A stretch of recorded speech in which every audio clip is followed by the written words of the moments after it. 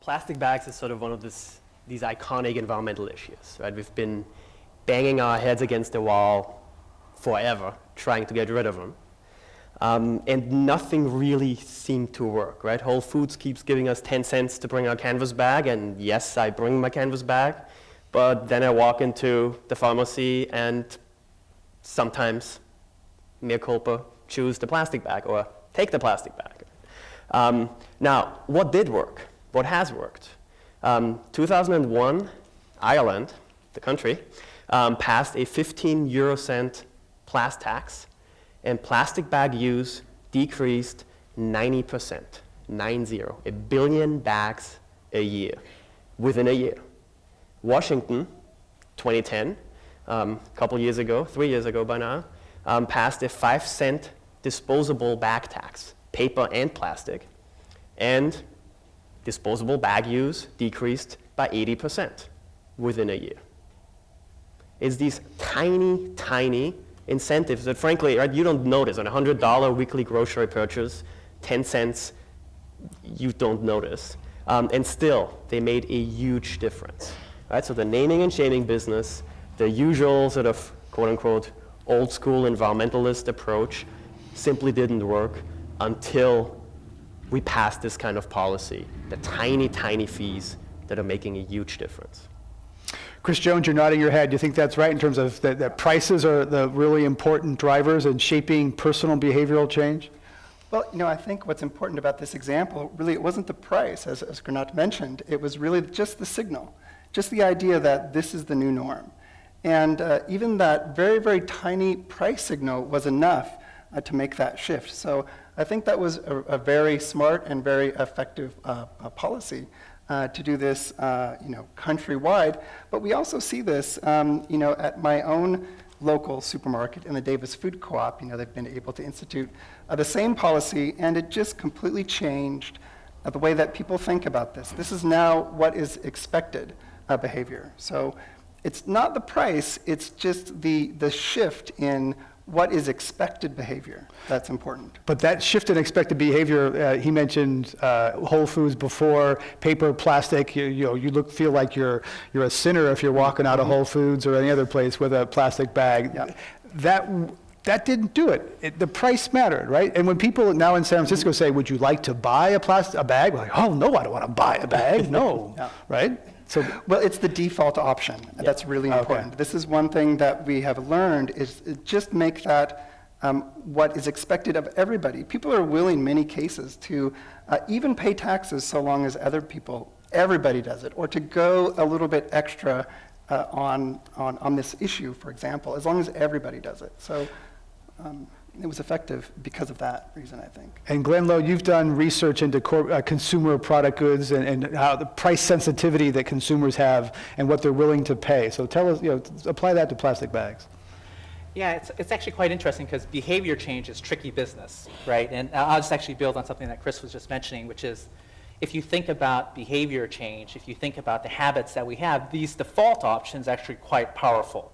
Ideally, most people who study this emerging science of habits, they say about 45% of what we do every day is embedded habits. There's no conscious decision making.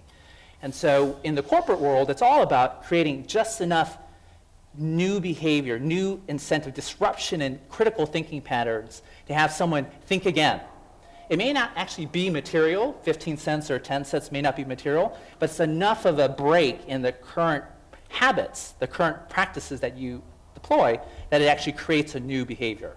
And so corporations these days are looking at places where they can actually find points of disruption in a typical behavior.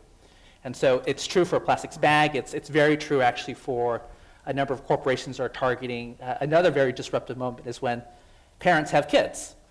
And so the ability That's definitely disruptive. Yes, very disruptive. Yeah. And so there was a very great article in the New York Times that talked about Target and its practice of what they called a pregnancy prediction algorithm. And they were trying to get families, mothers in particular, or mothers-to-be, who are in the second trimester, because if you got them right at the right trimester, you can disrupt all their habits and have them shop everything at Target. And, okay, I just want to think about that for a minute. Okay. Yes. And does that mean, are they willing to then buy cleaner and greener products because they're thinking about a child they're bringing into the world? Is that sort of, to connect what we're talking about? Yeah. And are they willing to pay more for that? Yes, well, let's be very candid. The incentive of Target is to drive shopping basket, right? Average shopping size. But absolutely, if you look at moms-to-be, they care with this aura of emanating out from the body. So what they put in the body, priority 1. What they put on their body, priority 2. What they put in their family, in their home, priority 3. And then you extend concentric circles out to community, larger.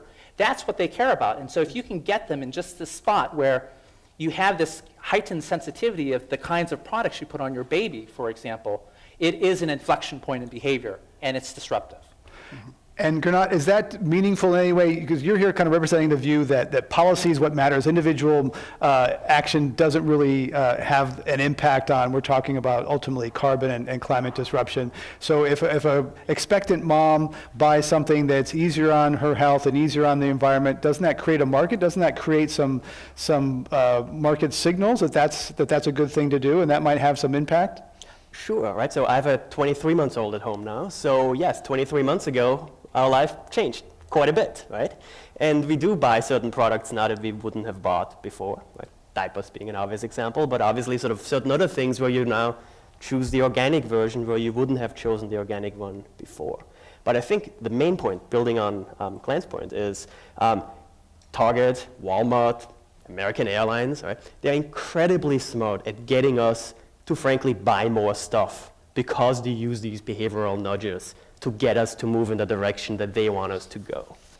The trick is to use these exact kind of behavioral nudges, pricing mechanisms, incentives on the policy level to move everyone in the right direction, right? So just quick example this morning, right? So I came in from New York this morning, right? American Airlines gives you the option to offset your emissions. Right? First, you pay for your ticket. They make sure that happens. And then they give you the option to spend $20 extra to offset your emissions. Right? And they don't do that to make you feel bad about flying. They want to make you feel good about flying and presumably do more of it.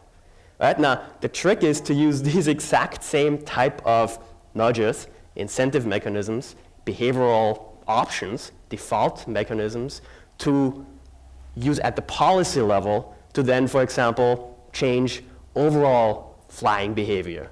And for example, well, make everyone who buys a plane ticket pay for the full pollution cost that flight will have cost.